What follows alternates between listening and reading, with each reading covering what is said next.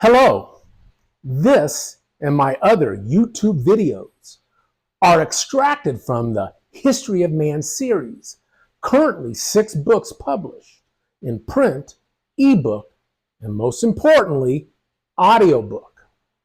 I'm a storyteller, and if you like these video stories, you'll love the History of Man series audiobooks. Great for commuting, or just sitting back and relaxing. And unlike a novel you've read where you know the ending, you can listen to these books on tape more than once. There's so much to learn. Available on Amazon and audible.com, I narrate the audiobooks. And the best part about that is you can listen to these stories without having to look at my stupid face. And with that said, let's get the show on the road.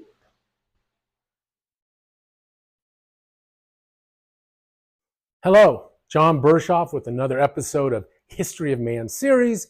Today's subject, our solar system and William Shakespeare. To the ancient Greeks, Persians, Babylonians, Earth was not just the center of our solar system, it was the center of everything, of the universe. It was Ptolemy in 150 AD who refined the observations of the ancient stargazers, especially Aristotle, into the geocentric model of the universe. Geo for Earth at the center, the Ptolemaic model. Now, Ptolemy was of Greek ancestry, born around 100 AD in no one knows where, but lived his life in Roman-controlled Alexandria, Egypt. He probably lived in Alexandria, Egypt, because it had, at the time, the best library in the world, the Library of Alexandria, a now lost wonder of the ancient world. Now, Ptolemy was a mathematician and astronomer extraordinaire. Although his Earth-centric model of our world was wrong, his star charts for seafaring scallywags were spot on. Sailors, even like Christopher Columbus, 1,500 years later, navigated the high seas using Ptolemy's star charts. Even if you incorrectly place the Earth at the center of everything, it bears no influence on star position because, you know, then their stars are far away. From inside out, Ptolemy's geocentric system in 150 AD, a more complete version from Aristotle's around 330 BC, was Earth at the center with the following celestial bodies: Moon, Mercury, Venus, Sun, Mars, Jupiter, Saturn, stars. That's right, the Sun was between Venus and Mars. There was no Uranus, no Neptune, no Pluto. Why? Well, it's quite simply, they were not known during antiquity. Let's look at the Ptolemy model. Aristotle, Ptolemy, 150 AD, Earth at the center, the Moon, then Mercury, then Venus, then the Sun, then Mars, Jupiter, Saturn, the stars. Now, Uranus was discovered in 1781, with William Herschel choosing the Greek name Uranus over the Latin name Caelus. All the other planets are named after the Latin name for the god, except Uranus, being the butt of jokes, Uranus. But to be fair, Herschel named it Uranus, but over time the first O got dropped, the second O became a U, and the planet Uranus, the butt of jokes, began, particularly for boys in elementary school. It was originally spelled O-U-R-A-N-O-S, or something like that. This O got dropped, this O became a U, and you have Uranus. Now, the emphasis is on the first syllable, Uranus, but some people prefer the emphasis on the second syllable, Uranus. Anyway, it should be Uranus. Now, not only did these celestial bodies of Ptolemy's around the Earth, but to try to make sense of them, some of these planets had their own local orbit, not just a spin on their axis, but a local orbit. Let's look at that. So again, you see Mercury right there. It has a little circle like that. That means Mercury was both going around the Earth, spinning on its axis, and had its own local orbit. And the same thing with Venus, spinning on its axis, its local orbit, its own, and then also going around Earth. He added these things to try to make sense of what he saw. You have to think a brilliant scholar like Ptolemy must have pondered placing the sun at the center, but conventional wisdom prevailed. Now, Neptune was formally discovered in 1846 by the Frenchman Leverrier, although it had been observed by others, including Galileo in 1613, but not identified as a planet. Pluto was discovered by the American Clyde Tombaugh in 1930. 5 planets were known in antiquity: Mercury, Venus, Mars, Jupiter, Saturn. But no one is credited with them because, well, it was just common knowledge. We don't know who the first Neanderthal or Cro-Magnon looked up and named a planet.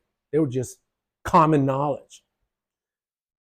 Next up on the solar system parade of the correct solar system models was the 1543 heliocentric model of Nicholas Copernicus, who placed the sun, Greek helios, at the center, where it belonged, the sun-centric or heliocentric model. Now, because Copernicus, this is important, lived in Poland and published his treatise in Germany, his sun-centric model was out of the reach of the Catholic Church in Rome, the church much preferring the earth-centric model of Ptolemy. If you look at the Copernicus model, and I have it down here because we'll get back to the Tychonic model, the Copernicus model had the sun at the center, then Mercury, then Venus, then the Earth with the moon, then Mars, then Jupiter, then Saturn, then the stars. The correct model.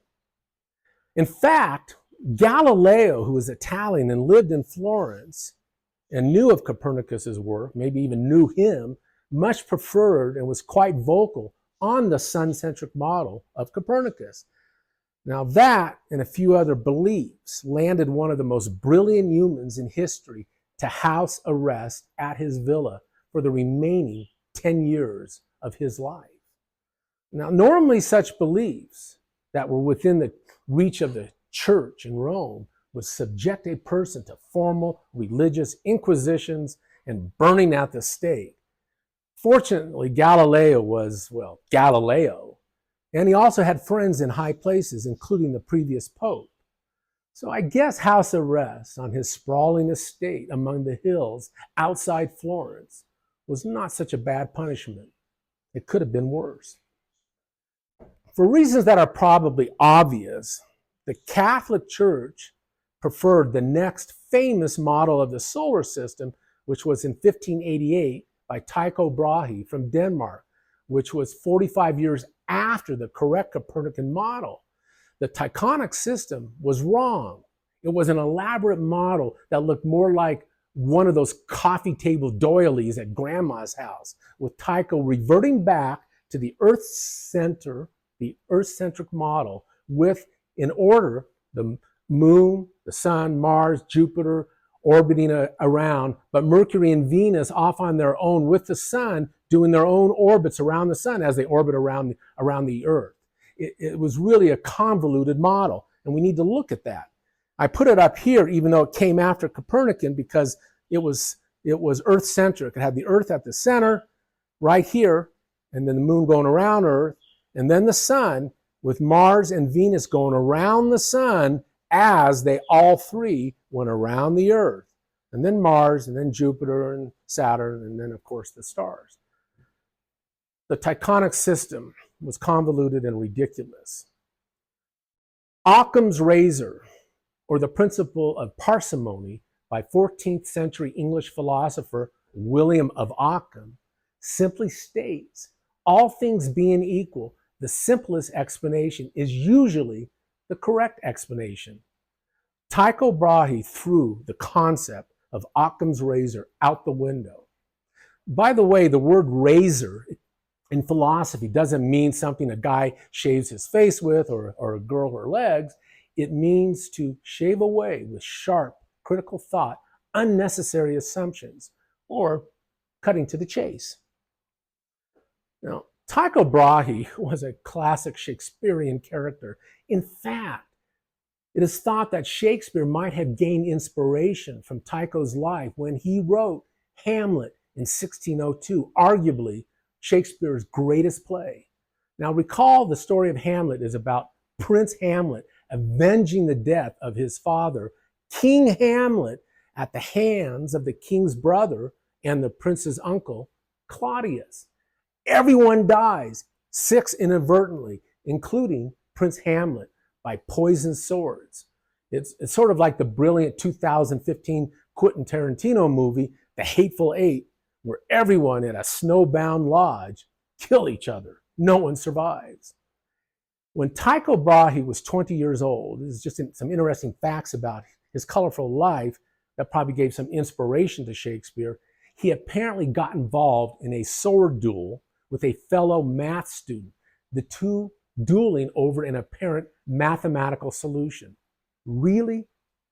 Dueling over a math problem? I can see dueling over a beauty like Lena Headey, who is known as Cersei from the Game of Thrones. I mean, she's to die for, and many did. But dueling and dying over a math problem? Seriously? Anyway, Tycho, in that sword fight, lost a good portion of his nose. I mean, most of it, and wore fake noses the rest of his life, made of gold or silver or whatever the occasion demanded. Now, as for Tycho, when his father died, Tycho inherited a vast fortune, a Scrooge McDuck fortune, believed to have been a statistical portion of the entire wealth of Denmark. At his Danish estate, he was so bizarre. He had a pet elk that roamed inside the mansion, and Tycho let it lap alcohol. The elk got too drunk one night and tumbled down some stairs, breaking its bloody neck. Now, there was also a court jester for Tycho. It was a dwarf named Jeb, who, among other things, would keep busy during dinner time under the huge dining room table doing, well, you know what, to Tycho. Strange stuff. When the king of Denmark, Frederick II, died, his son became the next king, Christian IV, assuming the throne. And he had it in for Tycho Brahe, supposedly because Tycho might have been the illegitimate son of Frederick II, of the previous king. That would mean that Tycho Brahe, despite being illegitimate, might make a claim to the throne of Denmark. Tycho had the money, why not the throne? But he was scared, so Tycho departed Denmark, probably a few hoof steps ahead of would-be assassins hired by King Christian IV. And Tycho landed in Prague, Bohemia, now Czechoslovakia or the Czech Republic. So where does the life and times of Tycho Brahe and Shakespeare cross? Well, the story of Hamlet takes place in Denmark, and Tycho's from Denmark. There is the sword duel, chopping off noses and poisoned swords and poisoned wine, killing people in Hamlet, like with Tycho's life. There is the claim to the throne, where Prince Hamlet was denied the throne because his uncle Claudius killed the father, King Hamlet, with Claudius assuming the throne, denying Prince Hamlet his birthright. And of course, the revenge tour, Hamlet inadvertently killing others in order to kill Claudius, King Christian IV sending assassins to kill Tycho in Bohemia. We don't know, though, how Tycho died. There were some assassins. Some say one of his fake noses was poisoned, like the poisoned wine in Hamlet, while others say that he was so drunk one night in Bohemia, possibly having gotten drunk from wine laced with some poison, that his bladder simply burst. The next and most correct model of the solar system was when the German Johannes Kepler, a student of Tycho of all things, in 1609 published his model of the solar system, a throwback, placing the sun back at the center like Copernicus, having all the planets orbit the sun. But rather than perfect circles like Copernicus, Kepler introduced elliptical orbits around the sun. Now everything made sense, and these elliptical orbit thingamajigs sort of introduced a vague concept of gravity. And if we look at that model down here, you see these elliptical orbits. Well, they don't get that close to the sun. This is just a model. But you get the idea that when Kepler introduced these ellipses rather than these circles, the motions of the heavenly bodies of our planets certainly made a heck of a lot more sense. And it introduced the concept of gravity. 60 years later, in 1687, Sir Isaac Newton in Principia would put the math to gravity, elucidating the first universal laws of motion. He also invented calculus. Guys like Newton and Einstein were probably aliens. By the way, some people claim Kepler might have been involved in Tycho Brahe's death, in the death of his professor, so he could get his hands on some secretive astronomical observations that Tycho wouldn't even share with his students. Tycho's solar system was wrong, but he was a keen observer of movements in the night sky. Observations that helped Kepler build his heliocentric model. Like Ptolemy, Tycho's model was wrong, but his celestial observations, he was good at astronomy, but especially a few important transits of planets across the sun helped Kepler immensely. Those transits proved the sun must be at the center. Tycho, ignoring his own data, his own observations, his own eyes. Why? The church dogma, of course. The four original Alien movies starring the talented and beautiful Sigourney Weaver were Alien, 1979, directed by the gifted Ridley Scott; Aliens, 1986, directed by equally gifted James Cameron; Alien 3, directed by David Fincher. They're all gifted directors. And Alien Resurrection, 1997, directed by Jean-Pierre Jeunet. But then came the prequel Alien movies to the original four that were produced. And both the prequels were directed by Ridley Scott, who was returning to the Alien franchise. There was Prometheus in 2012 and Alien Covenant in 2017. This clock Orrery, right here, is mine. Orrery is O-R-R-E-R-Y, is an electric Orrery with all 9 planets. Even dear old Pluto is here, right there, in fact, with its 1 moon. It actually has 5 moons, orbiting the sun.